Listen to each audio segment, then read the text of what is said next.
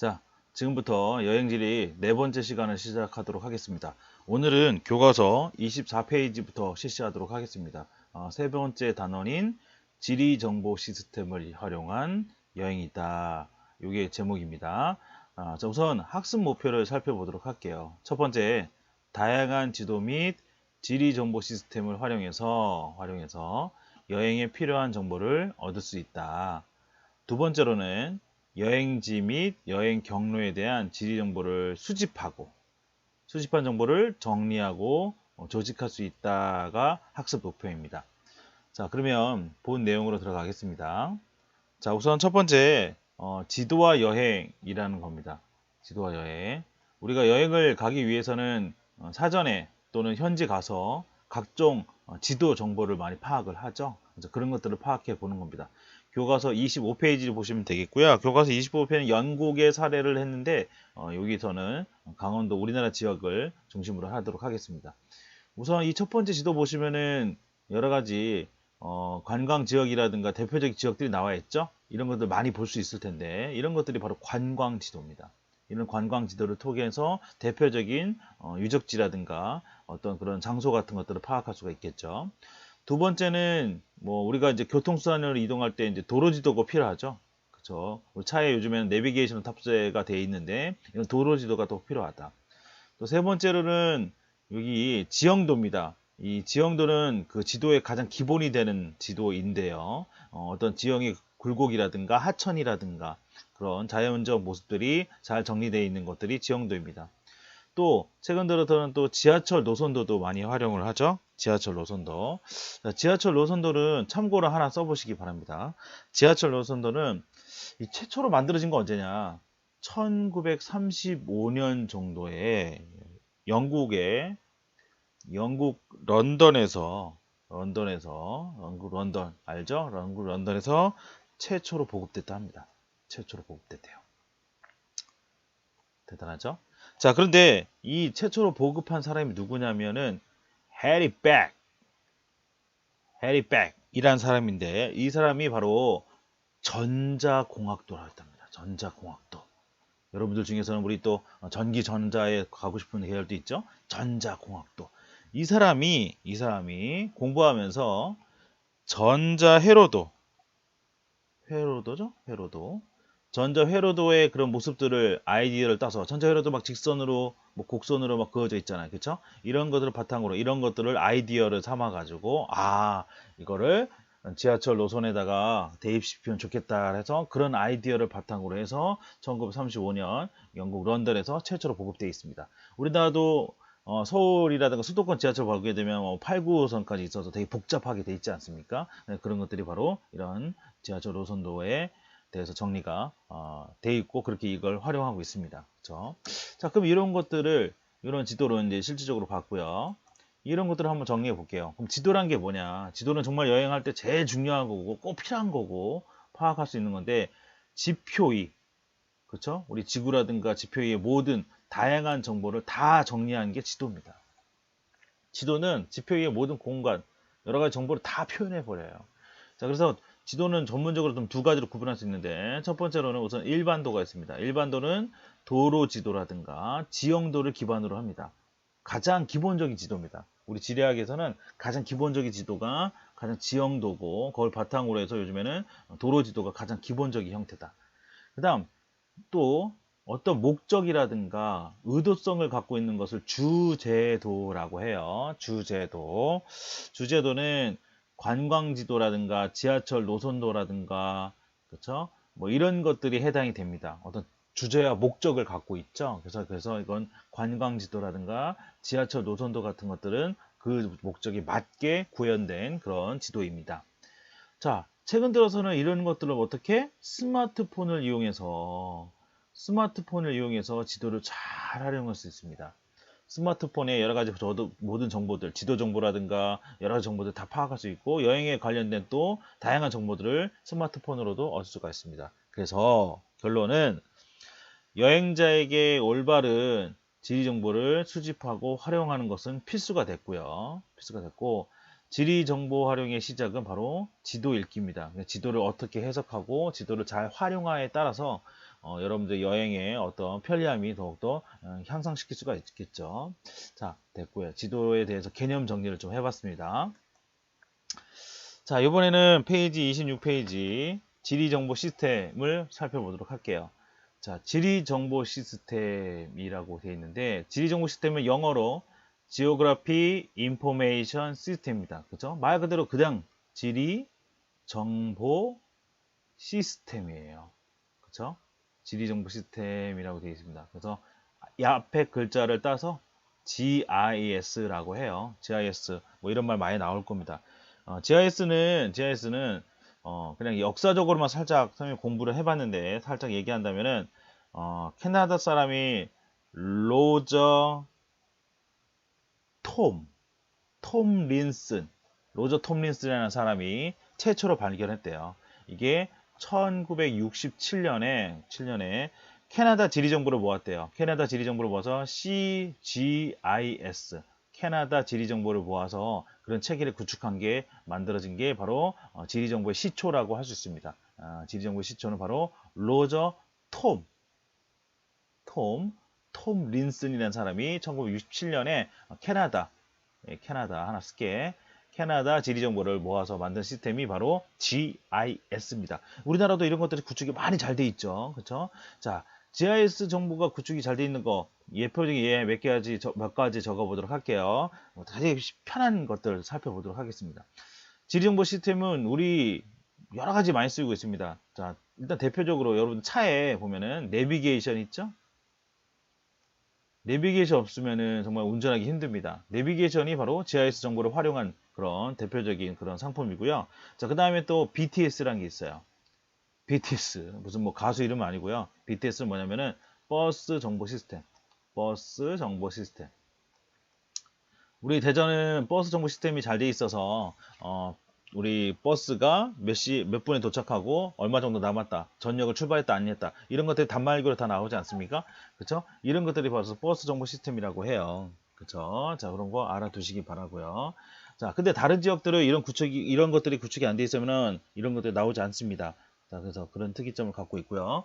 자, 그 다음에 또 뭐가 있냐면 지도들, 우리 네이버 지도, 인터넷 지도죠? 네이버 지도라든가 구글 지도라든가, 그 다음에 카카오맵, 뭐 이런 것들이 또 GIS를 활용한 정보라고 파악할 수 있고요. 또 뭐 카카오 택시, 이런 것들은 또 택시와 위치 정보 시스템을 활용한 것들이라고 할 수 있습니다. 이런 것들도 있고, 최근 들어서는 우리 뭐 마스크 살 때 쓰는 뭐 공적 마스크 재고의 현황 같은 것들을 파악하는 것들도 바로 GIS를 활용한 거를 할 수 있습니다. 그럼 GIS는 뭐냐? 개념은 체크해 두세요. 지리 정보를 컴퓨터에 자료화하여 저장, 관리, 분석. 일단 저장하고 이런 것들을 관리하고 데이터 분석하거나든가 내가 필요한 정보들을 추출하는 이런 것들이 바로 GIS입니다. 이런 걸 기반으로 해서 다양한 시스템을 잘 활용하는 게 GIS 프로그램입니다. 자, 그 다음 또 하나 이것만 있으면 안 되고 하나 더 있어야 돼. GPS가 있어야 됩니다. GPS. 자, GPS는요, 우선은 뭐 이따가도 하겠지만 글로벌 그 다음에 포지셔닝 시스템이라고 해서 위성 위치 확인 시스템이라고 합니다. 결론적으로 이런 거죠. 얘는 뭡니까? 써놓으십시오. 인공위성을 활용해요. 인공위성을 활용해서 내가 스마트폰의 위치를 체크하는 것들 있죠. 그래서 내가 현 위치를 파악할 수 있어요. 현 위치를 파악해서 그럼 GIS에 있는 주변 정보 같은 것들, 얘가 있는 주변 정보와 그 다음에 내가 있는 현 위치를 서로 대조하게 되면서 내 주변에 어떤 상점이라든가 식당이라든가 어떤 또 주요한 그 또 건축물이라든가 이런 것들을 파악하기 좋다는 거죠. 그래서 미리 목적지를 탐색 효율적인 경로를 미리 조직할 수 있고 찾아갈 수 있고요. 자신의 위치와 목적지 위치를 파악해서 그 주변 지역의 경로 같은 것들이라든가 정보를 안내해 줍니다. 또 하나 여행에 필요한 또 여러 가지 서비스를 제공해 줍니다. 그렇죠? 자, 그러면 요거 했으니까 자, 그러면 교과서 한번 26페이지 볼까요? 26페이지 이어서 볼게요. 자, 여기 바로 GIS, 이게 바로 지리정보 시스템 GIS의 대표적인 사례들을 한번 모아봤습니다. 우선은 여기 국토공간 정보 포탈 같은 데서 여러 가지 파악할 수 있겠고, 이런 것도 보시면은 이렇게 자세한 이런 것들이 뭡니까? 위성지도죠. 위성지도. 인공위성에서 찍은 사진을 바탕으로 해서 여러분들 보시면 지금 우리 뭡니까? 이거 유성고등학교죠. 와우, 멋져요. 유성고등학교. 자, 유성고등학교의 그런 여기 운동장, 여러분들 유성고등학교 운동장은 우리 대전 시내에서 가장 넓은 운동장 중에 하나입니다. 와우. 가로가 100m 넘죠? 네, 좋아요. 자, 그 다음에 여기 테니스장, 여기 우리 본동 3층, 우리 3학년 건물들이 나와 있네요. 잘 나타나 있죠? 이런 것들을 파악할 수가 있겠다. 자, 그 다음에 또 수치 지형도, 지형도를 전자지도 하나, 수치란 말 전자라고 생각하면 전자지도다. 지적도, 그쵸. 뭐, 땅 평수라든가, 그 다음에 어떤 지역의 뭐, 그런 면적이라든가, 논밭이라든가 이런 것들, 그 다음 도시계획, 국토개발, 건물 통합정보, 그 다음 교통계획, 지하 매설물 관리, 환경영향평가, 재예측, 그 다음에 뭐, 수리시설, 뭐, 도시가스, 뭐, 이런 정보들, 또 하천 정보, 하천의 뭐 물의 양이 지금 얼마큼이다, 얼마큼 불어날 것 같다, 홍수 예보라든가 이런 것들도, 이런 예측 시스템 같은 것들도 전부 다 지리 정보를 활용합니다. 지금 지표 위에 여러 가지 정보들, 국가 기관들은 전부 다 지리 정보가 없으면은 운영하기 어려울 정도로 지리 정보로 체계를 다 구축해 놨습니다. 자, 알아두시면 되겠고요. 참고 삼아 보시면 되겠습니다. 자, 그 다음 그 밑에 보시면 26페이지에 보시면은 탐구 활동이 있죠? 활동 한번 보도록 할게요. 자, 여기 보시면은 여기에 이제 검색어가 뭐라고 써있냐면 잘 안 보이겠지만은 여러분도 잘 보일 거예요. 자, 어디냐면은 미국 캘리포니아에 거기에 이제 데스밸리, 여기는 이제 데스밸리라고 써 있고 돼 있습니다. 여기 이제 우선은 이제 캐니언인가? 캐니언 돼 있습니다. 자, 우선은 검색 화면이고요. 아마 구글 지도를 활용한 것 같습니다. 자, 그 다음에 여기 스트리뷰, 우리 거리 뷰, 로드 뷰라고 돼 있죠. 우리 카카오 맵이라든가 네이버 지도에도 제공되고 있는데 스트리뷰. 그 다음에 경로 검색, 뭐 길찾기. 우리에서는 길찾기, 네이버 지도에서는 길찾기라고 표현하고 있죠. 뭐 버스를 얼마큼 타야 된다, 지하철을 얼마큼 타야 된다, 걸어서 몇 미터 가야 된다, 이런 것들. 자, 1번 문제 할게요. 볼게요. 선택한 장소까지 갈 수 있는 교통편을 가도록 하자. 우선은 미국 가야 돼, 미국. 미국 가려서 걸어서 못 가. 그치? 배 타고 가도 힘들어. 철도 북한이 가로막고 있어. 자, 우선은 인천공항으로 가야 됩니다. 인천공항에 가서 미국 라스베가스형 가야 됩니다. 뭐 라스베가스가 미국 서부 쪽에 있죠. 그쵸? 샌프란시스코 주변에 있는데 위에 있는데 가야 됩니다. 그럼 어떻게 가? 하나 써보세요. 비행기 쓰자. 그죠? 인천공항 쓰시고 미국 라스베가스 쓰시고 비행기를 이용해야 됩니다. 그쵸? 그 다음 라스베가스에서 더 약간 북쪽인 미국 서부 북부인 그랜드 캐니언으로 가다. 이거 협곡지대입니다. 협곡지대. 여기를 가려면 어떻게 해야 됩니까? 여러 가지 있겠지만은 대체로 뭐 버스도 관광 버스도 이용할 수 있겠고 1박 2일 상품이라든가 당일치기 상품도 있을 수 있고 버스라든가 아니면 렌트카 빌린다는 뜻이죠. 자동차. 아무튼 도로교통을 이용해서 가야 됩니다. 버스라든가 자동차 이용해서 도로교통을 이용해서 가야 된다. 그래서 비행기와 버스를 이용해야 되겠다. 됐습니다. 자, 주변 장소의 경관에 뭐가 있냐? 자, 구글 지도에서 스트리트 뷰를 보시면은 나무가 없네. 어머, 나무가 없어요. 자, 이 지역은 뭐냐? 이 지역은 건조지대입니다. 건조지역이에요. 자, 그래서 건조지형의 여러 가지를 볼 수가 있겠고요. 뭐 선상지라든가 뭐 이런 것들을 많이 볼 수 있습니다. 그 다음에 여기는 또 하천이, 아무튼 하천이 지나가는데 이걸 감익공유하천이라 하는데 감이야, 이거 좀 지워야 되겠다. 자, 여기 감익공유, 골짜기를 파고든다 해서 감익공유하천이 발달되어 있고 그 주변에 하천이 발달되어 있으니까 그런 하천을 지나가는 그런 골짜기가 만들어졌죠. 좁은 골짜기를 뭐라 그래? 협곡이라 그래, 협곡. 그래서 건조지형과 협곡과 감익공유하천이 나타납니다. 아주 유명한 지역이에요. 그랜드 캐니언, 뭐 브라이스 캐니언, 다양한 캐니언도 있는데 아무튼 그랜드 캐니언이 제일 멋지대요. 자, 건조지형과 협곡, 하천이 있고, 그다음 주변에 명소가 뭐 있냐? 여기는 이제 국립공원으로 주정되어 있는데 대표적인 것이 좀 더 올라가면은 데스밸리라고 있습니다. 죽음의 계곡. 아주 여기는 건조지대인데요. 건조지형의 모습이 잘 나타나는 지역이라 할 수 있습니다. 자, 그 다음에 자, 3에서 선택한 명소. 3에서 선택한 명소는 이제 여러분들 여기 데스밸리까지 가는 건데, 자, 그랜드 캐니언에서 데스밸리까지 가려면은 뭐 세 가지 방법이 있대요. 구글 지도에서는 현실상. 자, 자동차로 4시간 이상 가는 방법. 자동차 체크. 도보로 3일 이상. 네, 걸어서 3일 동안 가는 겁니다. 아주 체력이 좋은 친구들이겠죠? 자, 자전거로 22시간. 네, 자전거도 힘드네요. 그죠? 자동차가 제일 낫겠어요. 자, 아무튼 4시간 이상 이렇게 가는 방법들을 지도에서 안내를 해주죠. 그쵸? 대단합니다. 요즘에. 자, 이렇게 여러분들이 활용할 수 있고, 여러분들도 어떤 지역을 갈 때, 네이버 지도라든가 카카오 맵을 이용해가지고, 그런 것들을 활용해서 가면 좋습니다. 자, 됐고요. 자, 그 다음에 요번에 이제 지리정보 시스템을 활용하는 겁니다. 페이지 27페이지를 보시면 되겠어요. 자, 우선 세 가지 개념들을 살펴보도록 합시다. 위치 기반 시스템, GPS라고 했죠? 글로벌 포지셔닝 시스템이라고 했습니다. 이 위치 기반 시스템은 우선은 인공위성을 활용해야 됩니다. 체크해 두세요. 인공위성 활용, 아까 했지만 한 번 더 해. 인공위성 활용 쓰자. 입시, 대입 공부는 써야 돼. 뭔가 적어놔야 안 까먹고 안 졸려요. 자, 그 다음 현위치를 파악할 수 있다. 그쵸? 이 인공위성의 그런 시스템을 이용해서 내 핸드폰이라든가 스마트 기기를 이용해서 내 위치를 어딘지를 파악을 해야죠. 그 위치를 파악을 하고 주변 지역의 GIS를 활용해서 주변 지역의 맛집이라든가 뭐 식당이라든가 그 다음에 뭐 건축물이라든가 유명한 장소라든가 유명한 지형이를 파악할 수가 있겠습니다. 자, 서비스 제공하죠. 자, 대표적인 네이버 지도, 카카오맵, 뭐 구글 지도 이런 거 같습니다. 우리나라 거 써야 되겠죠? 자, 이런 것들. 자, 해외 나갈 때는 이제 구글 지도를 많이 활용해야 되겠죠? 해외의 대표적인 서비스니까요. 자, 근데 이 위치 기반 시스템 GPS가 얼마큼의 시장 가능성이 있냐? 2009년도의 시장 규모는 약 353억 달러. 자, 우리나라 도로 환산한다면 30조 원 이상이라고 합니다. 대단하지요? 이거는 뭐 점점점 증가할 겁니다. 점점 증가할 겁니다. 여러분들도 한번 이쪽에 관심 있는 친구들, 한번 여기도 전자 쪽이라기 때문에 이과 계열이기 때문에 한번 관심 가져 보시기 바랍니다. 자, 그 다음에 증강현실이라는 게 있어요. 증강현실은 AR이라고 합니다. 자, 또 영어 찾아봤습니다. 또 어색한 영어지만 또 한번 할게요. 어그멘티드 리얼리티라고 해요. AR, 어그멘티드 리얼리티. 자, 증강현실이라고 해요. 우리나라 말로. 자, 이거는 뭐냐? 간단히 요약 정리하면은 내용 쭉 있지만은 한번 읽어보시고 실세계와 그래픽 형태를 가상현실을 합니다. 실세계 플러스 그래픽 형태를 만들어서 가상현실을 표현하는 것들이 바로 증강현실입니다.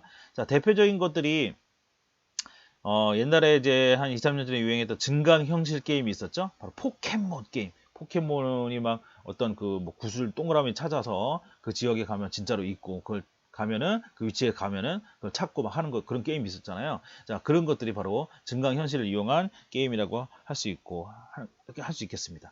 자, 그다음에 이제 가상현실인데 이제 뭐 증강현실, 가상현실 잘 활용하긴 하는데 가상현실은 이제 VR이죠. VR은 Virtual Reality라고 합니다. Virtual Reality. 현실동은 상상세계를 가상으로 조성한다라는 게 의미고, 얘네들은 우리가 경험하기 어려운 것들, 그치, 이런 어려운 환경을 체험할 수 있겠죠. 뭐 화재라든가 이런 것들, 뭐 아니면 고공, 낙하라든가 이런 것들이라든가, 또 새로운 경험들, 새로운 지역에 대한 경험들, 그런 것들. 그래서 대표적인 예가 실제 여행 장소, 실제 뭐 내가 인도라든가 뭐 알래스카를 갔다라가 남극을 체험하거나 이런 것들을 증강현실 같은 프로그램으로 가상현실 프로그램으로 만들 수 있다는 겁니다. 그래서 그런 것들을 이렇게 안경 같은 거 써가지고 체험하는 것들이죠. 이런 것들입니다. 자, 그리고 또 VR 게임들, 요즘에 VR 게임을 이용해 가지고 그런 극한의 모습이라든가 뭐 전쟁 상황이라든가 이런 걸 통해 가지고 게임하는 것도 그런 게임방도 많잖아요. 그렇죠? 이런 것들이 거기에 해당이 됩니다. 최근 들어서는 이 증강현실과 가상현실을 합쳐서, 그렇죠, 이런 걸 또 뭐라 하냐면 MR이라고 합니다. MR은 혼합현실이라 그래요. 혼합현실이라고 합니다. 혼합현실. 그렇죠? 우리 이과 학생들은 더 잘할 것 같은데 증강현실과 가상현실을 붙여서 혼합현실입니다. 뭐 요즘엔 증강현실과 가상현실, 위치 기반 시스템은 다 같이 활용을 해야 됩니다. 그래서 그게 다양한 상품들을 만들어내고 있겠죠. 자, 좋습니다. 잘 따라오고 있습니다. 아, 우리 이과 학생들 좋아요. 잘하고 있습니다. 자, 그 다음에 이제 여행지의 이제 마지막 챕터인데요. 여행지의 지리 정보의 수집과 정리라고 할 수 있습니다. 자, 우선 여행 전에와 여행 후에를 할 수 있는데 여행 전에는 우선은 중요한 것 중에 하나는 우선은 안전을 파악을 해야 됩니다. 지금 안전한가 안 한가. 그 다음에 보험 같은 것들, 또 금기사항, 그쪽 나라의 금기사항이 있어요. 하지 말아야 될 것들. 그 다음에 또 가기 전에 뭘 구경할 건지, 뭐 돌아볼 건지, 관광지를 선택해야 되겠죠? 인문환경이라든가, 자연의 멋진 모습이라든가, 또 그 지역의 종교라든가, 문화라든가, 또 그 지역의 또 날씨 같은 것도 파악해야 되죠. 더운데 기노 입고 가면 안 됩니다. 그죠? 또 교통수단 같은 거 파악을 해야 됩니다. 자세히 볼까요?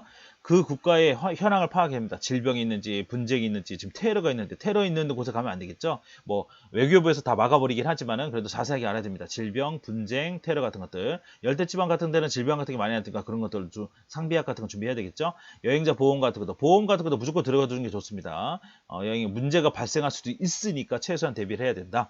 인문환경, 종교예절, 종교, 뭐, 이슬람이라든가 이런 것들은 종교적인 예의가 많기 때문에 그런 것들을 지켜야 되겠고, 금기시하는 행동 같은 것들, 옷차림 같은 것들, 뭐 너무 노출된 옷이라든가 이런 것들을 입고 와서 오해받으면 안 되겠죠. 또 문화적인 예절이라든가 봉사료, 팁이죠. 이거 팁 문화. 우리나라 팁 문화가 별로 없는데, 해외, 미국이라든가 이런 나라들은 동남아시아 같은 팁 문화가 있죠. 이런 것들입니다.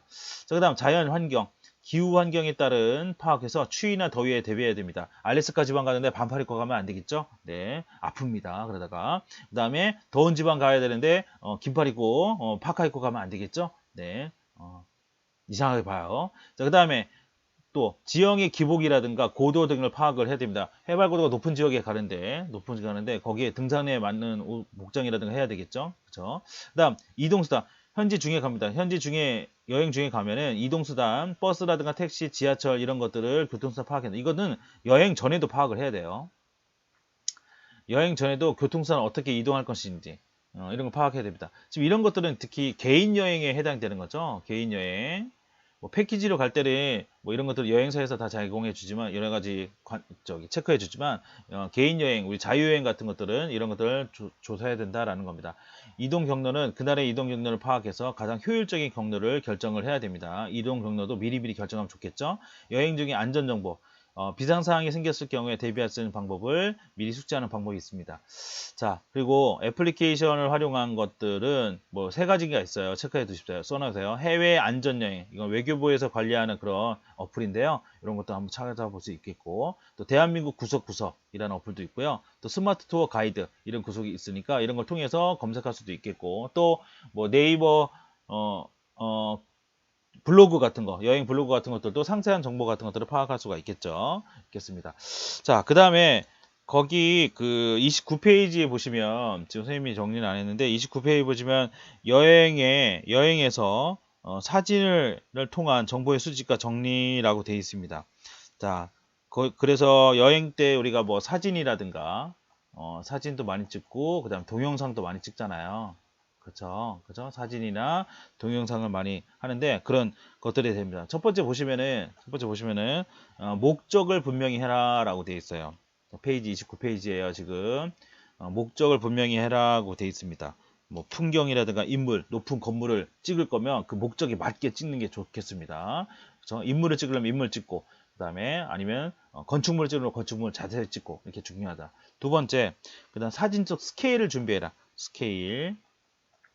자, 스케일이라는 게 뭐냐면은 만약에 돌덩어리가 이렇게 있으면 돌덩어리가 얼마큼 큰지를 사진으로 찍으면 모릅니다. 그치? 그 옆에다가 뭐 볼펜이라든가 아니면은 우리가 흔히 알 수 있는 것들 뭐 볼펜이라든가 무슨 뭐 이런 것들을 옆에다 두면은 볼펜의 크기보다 얘가 얼마큼 크다는 걸 파악할 수 있겠죠. 그렇죠? 이런 도구를 스케일입니다. 그래서 어떤 거를 자세하게 찍을 때는 이런 스케일 같은 것도 필요합니다. 비교 대상이죠. 비교하는 대상을 만드는 것이 스케일입니다. 뭐 돈이라든가 지폐라든가 카메라 렌즈라든가 볼펜 같은 것들을 옆에다 두게 되면 이게 얼마큼 크구나를 파악할 수 있습니다. 세 번째입니다. 그 다음에 촬영 범위와 구도. 사진을 넓게 찍어야 될지 아니면 가로로 찍어야 될지 세로로 찍어야 될지 그 다음에 이런 범위 같은 것도 설정하는 게 되게 중요하죠. 가로로 찍을 까 아니면 세로로 찍어야 될 것인가 이런 것들도 되게 중요합니다. 네 번째, 자 그런 거 많이 찍어서 뭐해? 정리해야지. 그쵸? 그러면 파일 관리를 해야 됩니다. 파일 관리. 그래서 장소라든가 시기 같은 것들을 폴더로 잘 정리해서 선생님은 이제 그런 것들을 시기와 장소를 같이 써서 폴더를 만드는데요. 그래서 그런 것들을 파일 관리, 뭐 폴더를 뭐 여행지랑 폴더 이름을 무슨 여행지와 뭐 장소, 시간을 같이 활용하고 그 안에 뭐 1일차, 2일차, 3일차 이런 식으로 정리하기도 합니다. 최근 들어서는 또 중요한 것들도 요즘에 뭐 하나 더 한다면 중요한 정보 같은 것들은 또 사진을 찍기도 하죠. 사진으로. 중요한 정보 같은 것도 사진을 찍기도 합니다. 또 사진뿐만 아니라 또 어떤 어떤 뭐 이렇게 뭐 것들 이동 그 활동적인 모습 같은 것들을 우리 동영상도 찍기도 하죠. 그렇죠? 동영상과 사진 같은 거 활용하는데 제일 중요한 것은 목적이라든가 스케일이라든가 그다음에 가로 찍을 거냐 세로 찍을 거냐 이런 것들의 구도라든가 또 파일 관리 이런 것들이 제일 중요할 것 같습니다. 자, 이렇게 해서 마무리하도록 하겠습니다. 자, 다음 시간에는 4단원이죠. 바람직하고 안전한 여행의 계획에 대해서 선생님이 또 강의를 준비하도록 하겠습니다. 여러분들 오늘 고생 많았습니다. 네, 수고 많았어요.